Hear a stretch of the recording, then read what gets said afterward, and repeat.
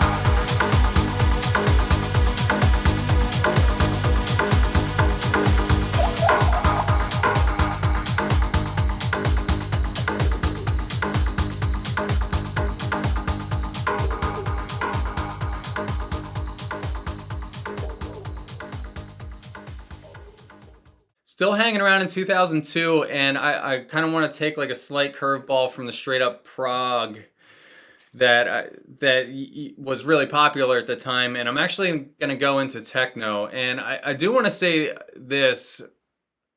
You may have noticed if you listen to a lot of my videos, I don't really like techno all that much. If I buy a techno record and it goes up in value and it hits like 40, 50, 60 bucks, anything above that, it's very easy for me to let that go, because there's just something about the genre that, I'm not saying all techno is bad, and I'm not saying I'm willing to just sell all of my techno, but I'm able to just sort of let it go, because there's just something that's like too mechanical about it, and I just don't have an attachment to it. I actually feel the same way about new disco records. If any new disco records blow up and, you know, gets near 60, 70, 100 bucks, like I'll just let it go out of my collection because I don't care. But I want to say that I think the worst era of techno for me is the 2000 to 2004 era. And not to specifically harp on any artist, but I'm just going to say some of the artist names that were popular at that time. Chris Liebing, Speedy J, Christian Varela, Christian Smith, Mauro Piccato. Did I say Richie Houghton? Richie Houghton, Carl Cox. Everybody in that era was doing kind of high-paced 135 and up techno. And I remember even back then, as a young, energetic clubber, I would buy these mixtapes. I specifically remember the Richie Houghton CD. I think it had like a bug with like wings, or I don't know. It was like a gray, white, and black cover. I'll dig up the picture of it. That mix CD, as much... I was in my clubbing heyday, right? And I bought the CD about a year after it came out, and I still couldn't get into it. Like, I kind of hated it. And then I bought Carl Cox's mix that came out in, I think, 2004. I can't remember the name of it, but I'll be able to remember the cover. And I hated that too. Like, I just couldn't get into the sound.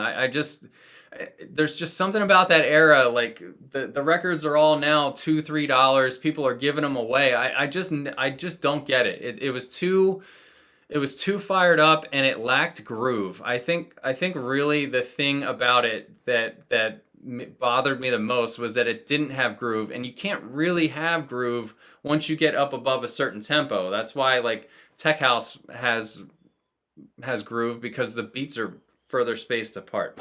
But anyways, that was a total tirade. I just think that's a really bad era for electronic music, and even now in hindsight, I dislike it even more. That being said, there was a couple of tracks that I still do like and respect out of that era, and this one here is one of them. This is Humate's, very popular with many remixes and versions, their track called Choose Life. It has a great male vocal in it. It's very well sung. It kind of reminds me of another male vocal of the time, Sono, who did Blame and Keep Control. It has that same sort of smooth male vibe to the music. And on this pack, there's actually two really cool mixes. One of them is the Dean Coleman mix, and the other that I kind of have a nostalgic attachment to is the Thomas Schumacher remix. There's just something about that, even though it's pumping techno, I always found the elements to it, like that kind of bubble plopping sound that kind of leads. It's kind of like a leading stab, bubble plop. And the vocal and the dramatic chords that hit, there's just something cool about it that even though I really don't like 2002 techno at all, I do love that.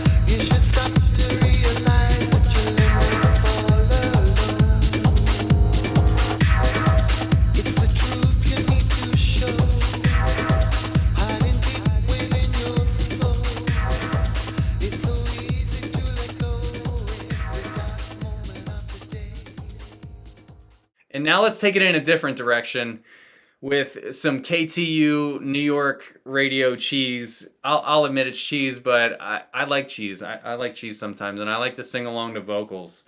You go too long without a vocal, and then you come back and hear a good vocal, and you're like, oh man, that's so refreshing. Like the energy, you get to sing along to it. All those old O2, Johnny Vicious, Jonathan Peters, Victor Calderone, Teneglia vocals, they're wonderful. And this one here, pretty popular. Like I said, I referenced it as kind of a radio hit, but I thought it did a good job of crossing over into the underground. This is Narcotic Thrust and their big single, Safe from Harm. They followed this up, I think, 2 to 3 years later with a track called I Like It, which is even cheesier. And the sad thing is that I actually like I Like It even more than Safe from Harm. And my friend Ryan was roasting me about it, but I don't care. The only reason I'm not featuring I Like It in this episode is that I've ordered it and I'm still waiting for it to come in. But Safe from Harm was really big. I remember Johnny Vicious playing it at Roxy.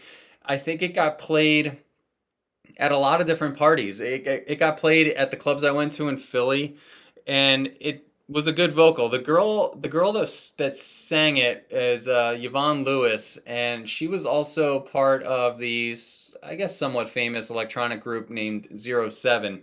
But she was a really good vocalist, and I thought it was really, really well done. My pick here is the original mix, and I just wanted to give a shout out to the old school big vocal era of O2.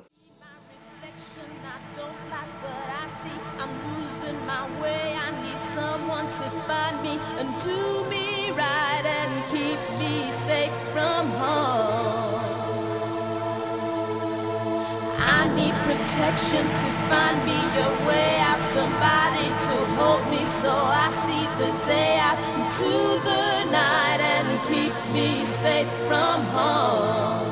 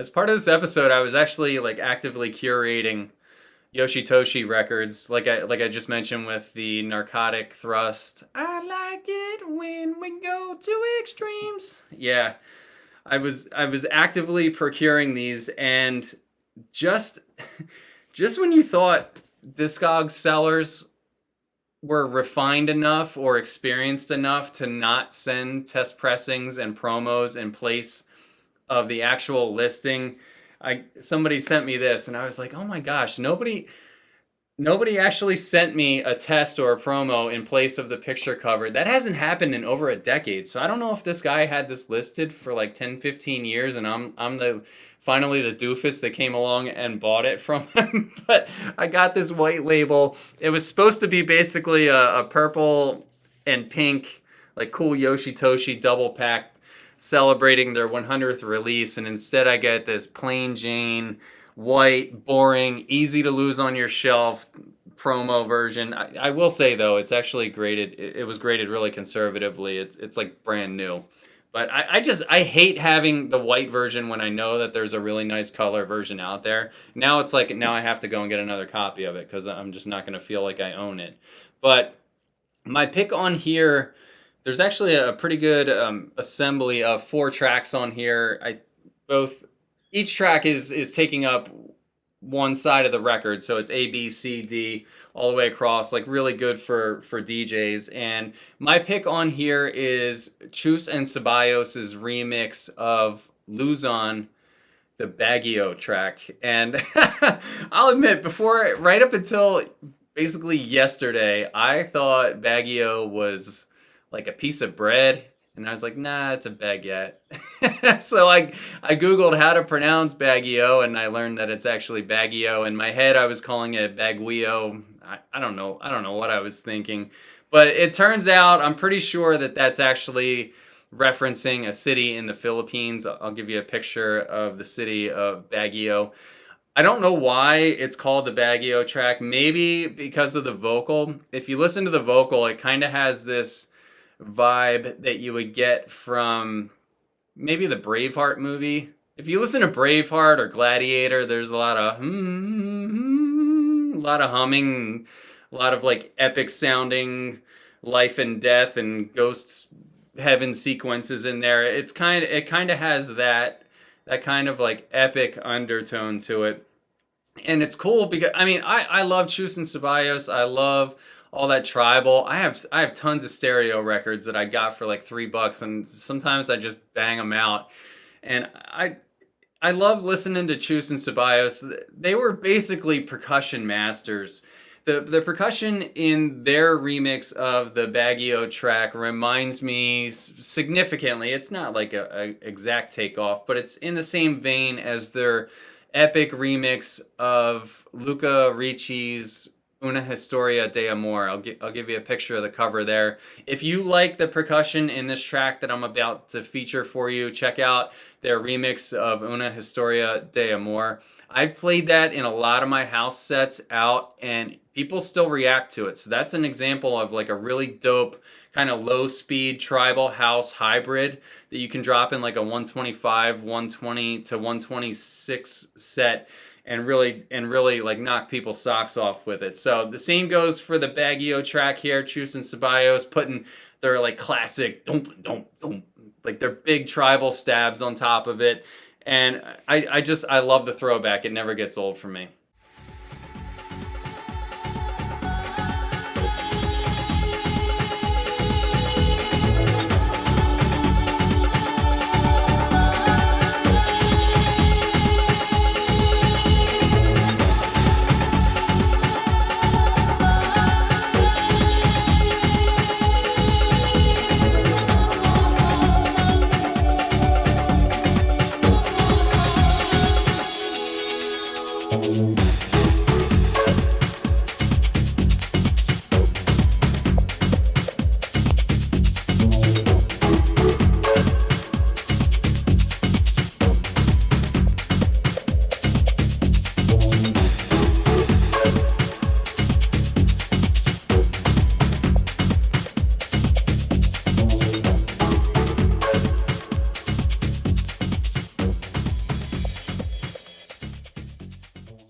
And finally, my fifth pick for this episode, one of probably the most epic track in the episode. We now have Sultan and Tommyboy's "You Make Me Feel Ecstasy." I'll take it out of my little plastic here for it.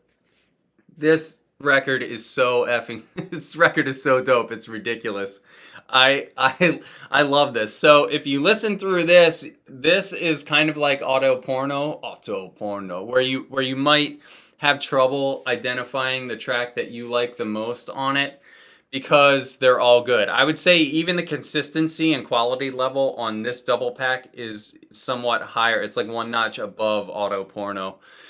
You Make Me Feel Ecstasy, as the title suggests, it makes you feel ecstasy. I mean, it really was designed.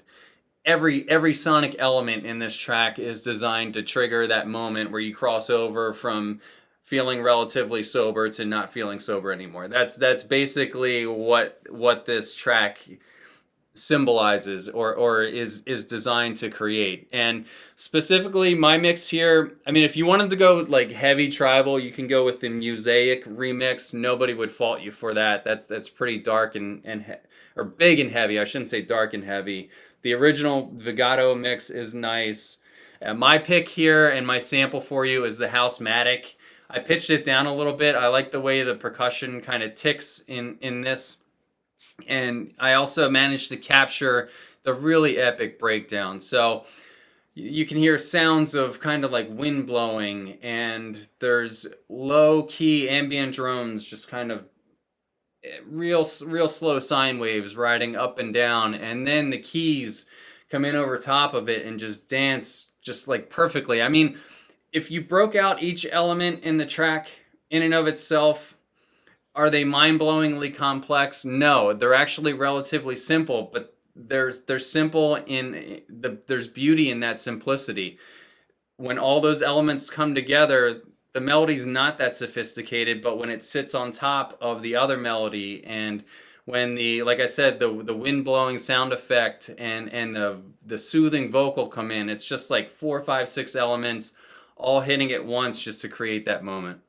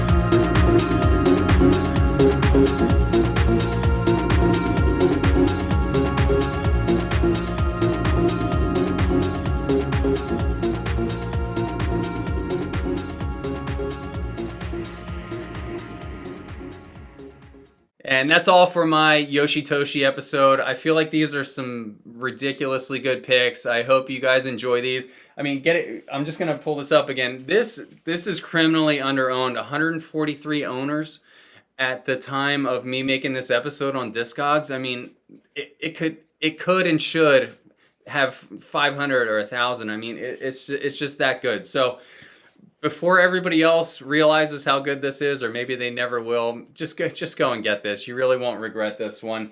And I hope you enjoyed the rest of the picks as well. Stay tuned for more progressive house in the future. And to Ali and Sharam, thank you for all the awesome tunes. Take care.